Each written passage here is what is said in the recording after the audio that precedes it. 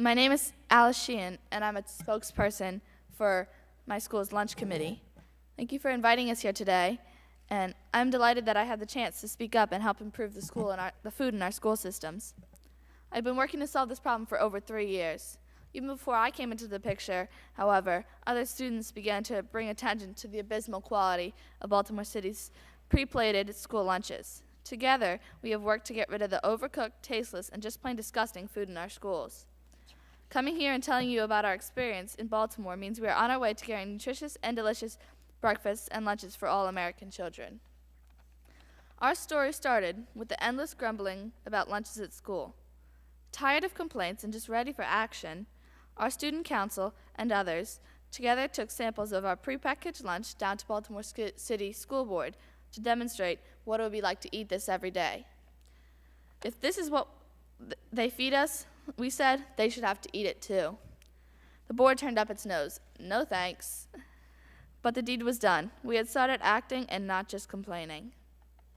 A year later, Mr. French, my social studies teacher, suggested starting a lunch committee that included Justice Greer, Zachary Carter, a few others, and myself. The committee had 2 goals. First, we worked out a cafeteria plan of action and a cafeteria bill of rights. We wrote out point by point what we needed for healthy and tasty lunches. The Bill of Rights included the right to nutritious and delicious food for breakfast and lunch, the right to fresh fruit and fresh vegetables every day, the right to choose more than one main selection each day, and the right to give back feedback and have input on the quality and selections made, and have our input be given serious consideration. The plan of action was to put a kitchen and cooking staff in each Baltimore City school and pre-plated lunches and immediately begin surveying students on how they feel about their cafeteria meals and for the school system to use this information in future planning and purchasing. Second, we decided we had to know more, not just about our school, but about all other schools. So we prepared an experiment and invited the Baltimore Sun to observe. We made an expedition to sample lunches. In the end, we had 3, one from our school, which had only pre-plated and packaged food, one from the Hamilton Elementary School, which had its own kitchen, and one from the Baltimore County School, whose food came from outside the city district altogether. The difference was clear. Our food was by far the worst.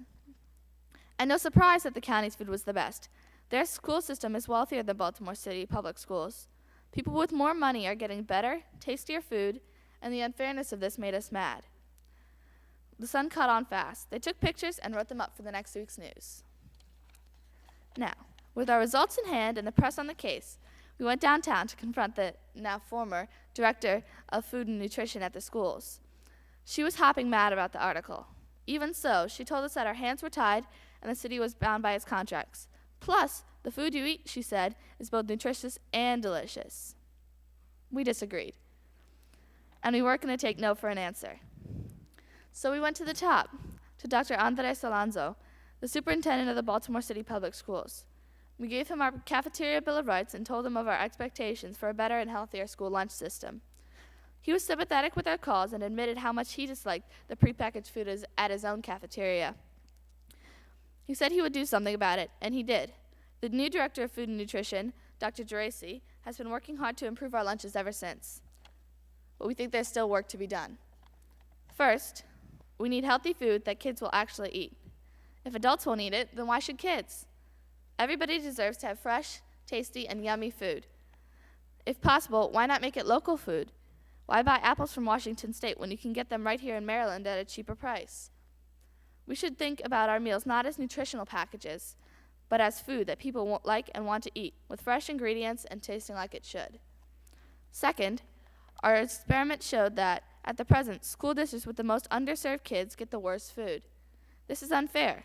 The same kids who are already struggling to eat good meals at home are getting inferior meals at school. All kids need to eat well, if they live in Baltimore City or Baltimore County.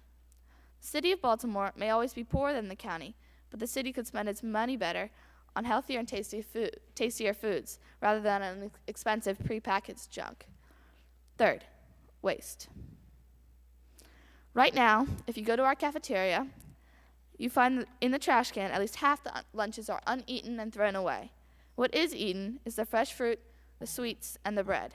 not a good lunch, nor a good use of the school's money. If people get free or reduced cost lunch and just throw it away, it's just like throwing money right down the drain. Lunch is more often an experiment. How hard are those mashed potatoes? Did the meatloaf just move? None of this helped kids at all.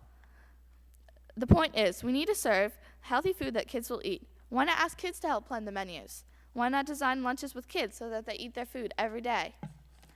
I'm a kid who does not buy lunch all the time, and I'm lucky to have another option. But most kids can't bring their lunch, or if they do, it's either small or not very good for them. On days I do buy lunch and eat it all, not very common, I'm usually still hungry afterwards. In my experience then, school lunches are neither delicious nor nutritious and not even very filling. We can do better, and we should. And with the help of Congress, we will. Thank you for listening to me on behalf of the children of the United States. Thank you.